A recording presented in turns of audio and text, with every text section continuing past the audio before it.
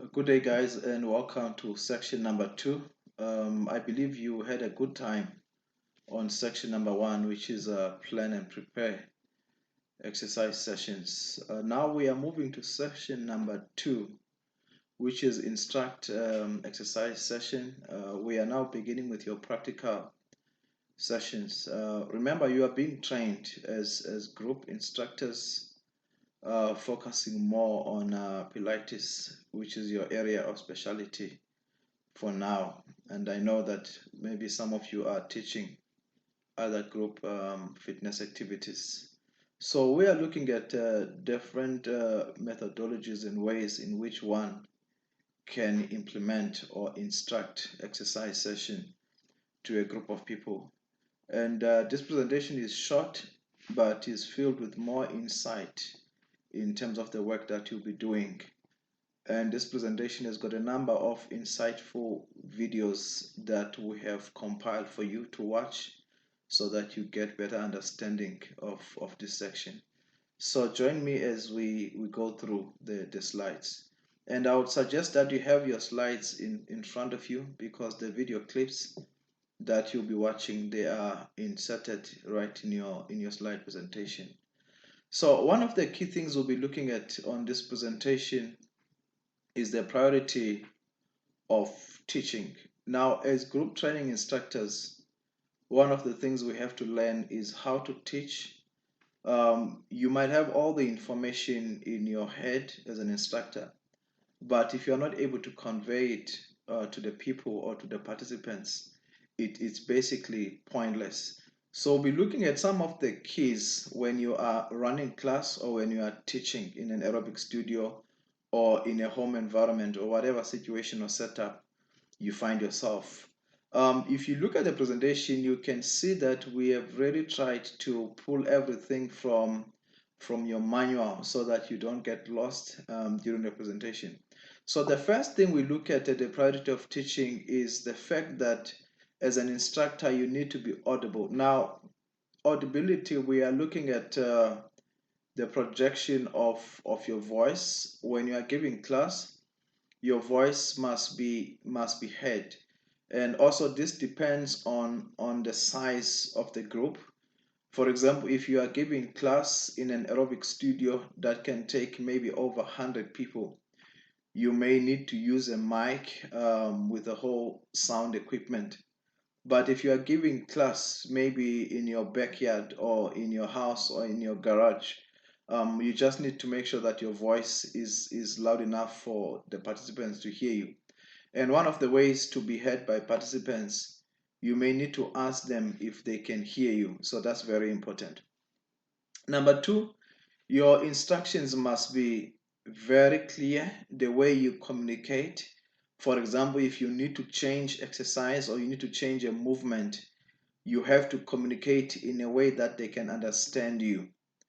The next one, use correct terminology. By terminology, we are referring to the terms that you are using to teach. Remember, you might be a fitness expert, but the people that you are teaching might not be experts in fitness. So the language you use must be very basic. Don't use a lot of anatomical terms because the people you are teaching may not understand. So you have to find simple ways of delivering the message across to the participants so that they can understand you. The next one is teach self-reliance. Teach self-reliance is something that I have added myself on the slide. You might not find it in your learner manual. But what I mean by that, the way you teach your participants, it should give them an ability to be able to continue even in your absence. For example, the way you show them the movements, you should teach them in a way that they will not rely on you all the time. Movements must be taught in a way that is very easy and basic so that even when they are doing it on their own at home or in your absence or maybe whilst waiting for you, they will be able to do some of the movements by themselves without your supervision. Very important, the next one is the technique. Technique is very key to also prevent a lot of unnecessary injuries.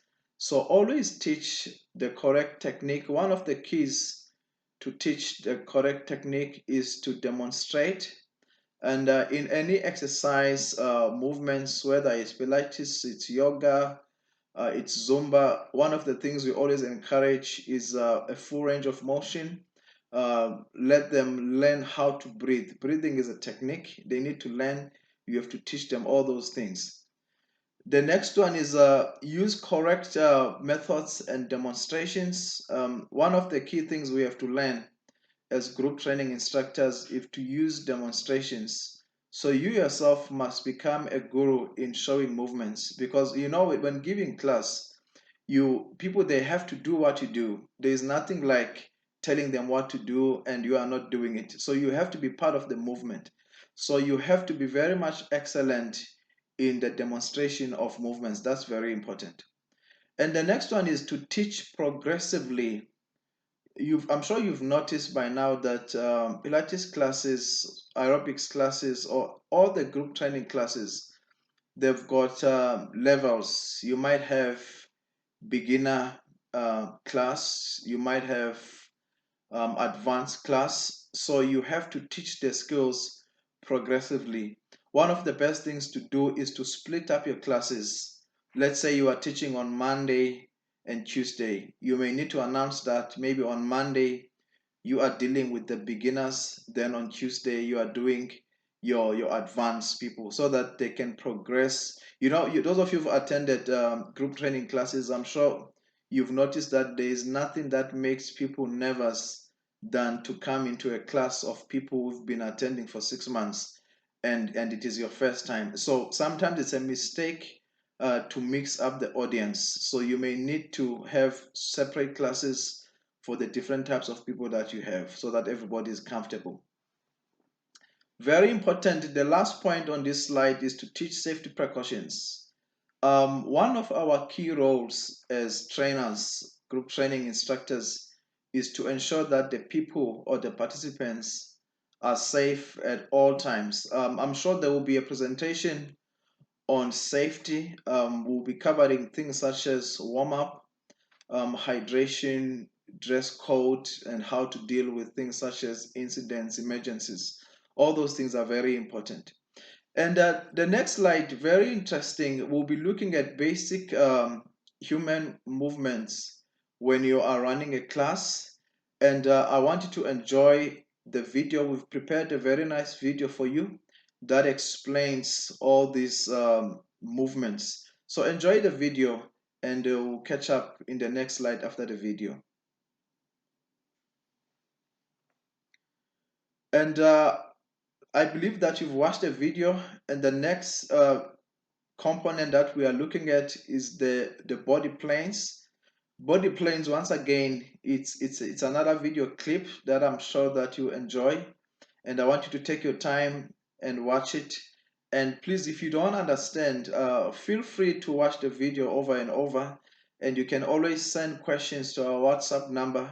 You can always send questions to our email address that has been sent to you. And the final video on this presentation is the joint actions. These are a bit anatomical, but I believe that you be able to understand them better. So enjoy the video on joint actions. All right, I hope you enjoyed all the 3 videos that we have played for you. And feel free to go on YouTube. There are tons and tons of material and videos that you can find on group training, on Pilates and yoga, and all forms of group training exercises. And now I want us to look at something very important that we cannot ignore when we do group training exercises, which I refer to it as the safety of the participants. As you are all aware that one of the key roles of fitness trainers is to ensure that our participants are safe during workout or during physical activity. And this slide presents various things that as a trainer you can do to ensure the safety of the participants. The first thing you see there is the floor or the training space. We need to make sure whether you are doing it at home or in a gym or any maybe open space that you might have. You need to make sure that the floor or the training field or whichever area you'll be using is nicely cleaned up. And the next one is to make sure that everybody is wearing appropriate clothing. I'm sure you are aware by now that if you are not dressed up appropriately, it really affects your performance during exercise. And that can lead to a lot of injuries that are not intended.